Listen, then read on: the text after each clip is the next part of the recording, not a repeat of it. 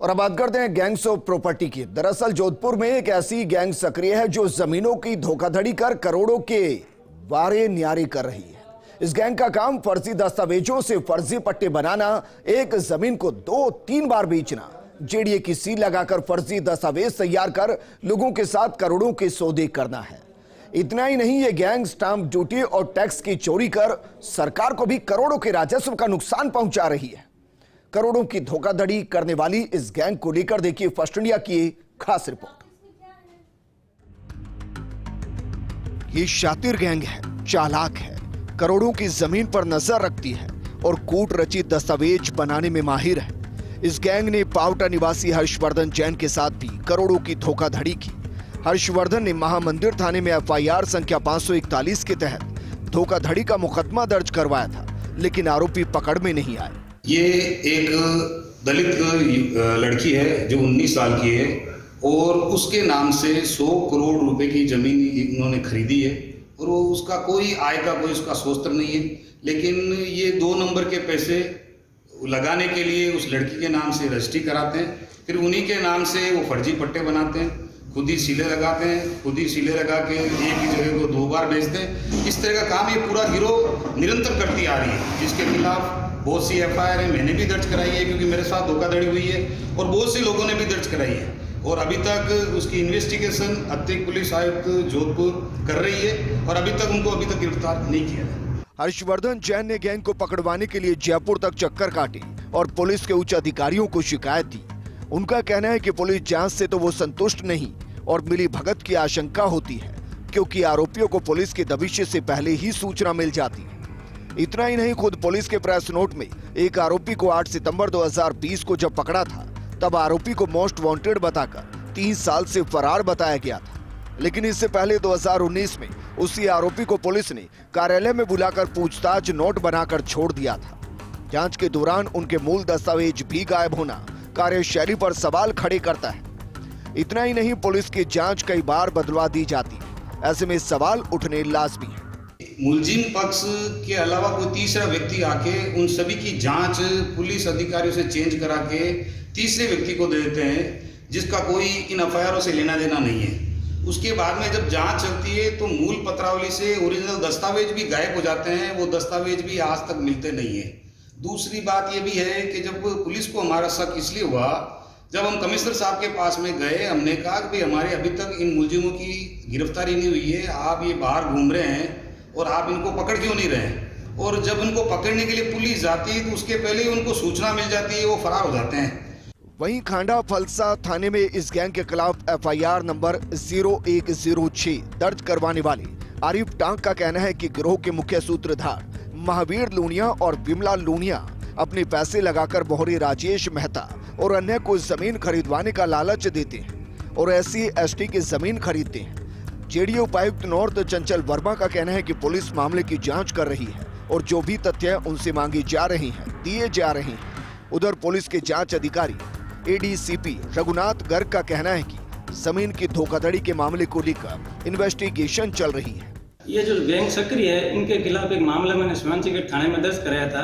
इस गैंग में जो सदस्य है महावीर लूनिया, विमला लूनिया, राजेश मेहता, कपिल जैन, इन लोगों ने, ये पूरी गैंग है जो फोर्जरी का काम करती है। कैसे हेराफेरी की इन्होंने प्रॉपर्टी को एक ही प्रॉपर्टी को 2 बार भेज दिया और मुझे बताया गया कि ये प्रॉपर्टी आपके पास ही है, लेकिन मुझे पता लगा कि ये लोग गैंग का सदस्य है, वो बार एक ही प्रॉपर्टी को बेचने का काम करता है। इसका पूर्ण अनुसंधान होकर सभी को प्रमाणित माना गया, लेकिन महावीर लूनिया और बड़े अप्रोच वाले लोग थे, उनके रसूखात के चलते उन्होंने जांच को चेंज करा के अपने नाम हटा दिया और एक मुलजिम को गिरफ्तार किया गया जो राजेश मेहता है। उसके बाद में अभी तक गिरफ्तारी नहीं हुई। आज तक हम पुलिस के अधिकारियों के पास चक्कर काट रहे हैं। चौंकाने वाली बात यह है कि ये गैंग 4 साल पहले अनीता मेघवाल के नाम से नागौर रोड पर 120 बीघा जमीन खरीदती है, जिसकी बाजार में कीमत करोड़ों रुपए बताई जा रही है।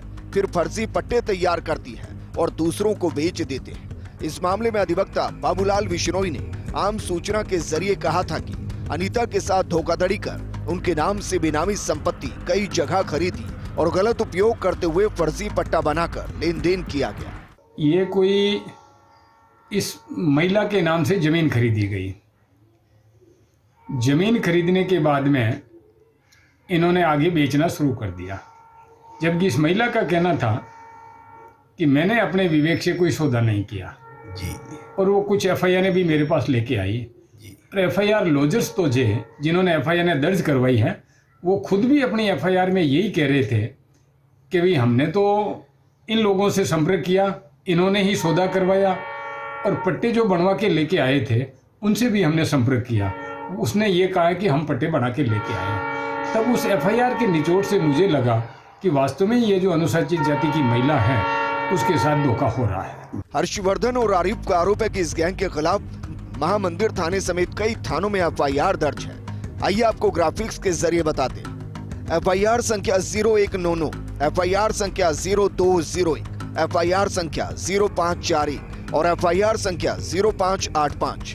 खांडा फलसा थाने में एफआईआर संख्या 0106, रातानाडा थाने में एफआईआर संख्या 0038 और उदयपुर मंदिर थाने में एफआईआर संख्या 0192 दर्ज है।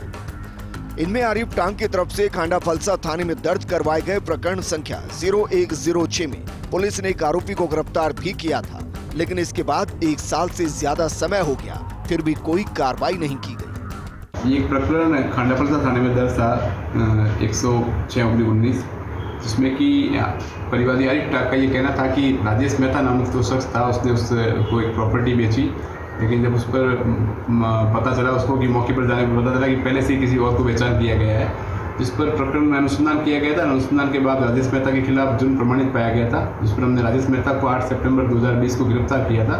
उसके ऊपर एक ही प्रॉपर्टी को बार बार बेचने के आरोप थे, जिसमें अनुसंधान के बाद हमने गिरफ्तार करके उसके खिलाफ चालान पेश किया।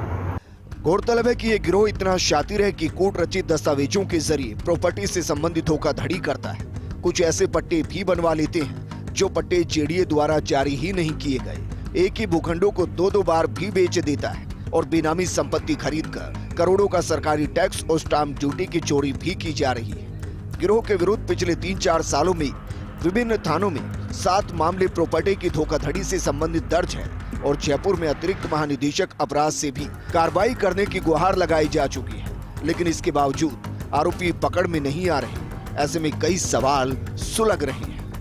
इस गैंग ने करोड़ों के वारे नारे किए हैं और करोड़ों का जमीनी जो कारोबार है वो फर्जी दस्तावेजों से खड़ा कर दिया। यहाँ पर एक दलित महिला के नाम से भी जमीनें खरीद ली और उसको गुमराह करते हुए करोड़ों के सौदे कर लिए। अब यहाँ पर चौंकाने वाली बात यह है कि जेडीए के जो पट्टे जारी होते हैं उसमें कहीं न कहीं अंदर के मिलीभगत के बिना यह संभव नहीं हो सकता और लगातार इतनी शिकायतें जो इनके खिलाफ पुलिस थानों में दर्ज है, उसके बावजूद पुलिस इस पूरे गैंग तक नहीं पहुंच पा रही है। यह भी अपने आप में एक बड़ा सवाल खड़े करती है। हालांकि युवा उद्यमी हर्षवर्धन जैन गैंग को पकड़वाने के लिए लगातार प्रयास कर रहे हैं, लेकिन देखना अब यह है कि पुलिस बाकी बचे हुए आरोपियों के गिरबान तक कब तक पहुंचती है। मनीष व्यास, फर्स्ट इंडिया न्यूज,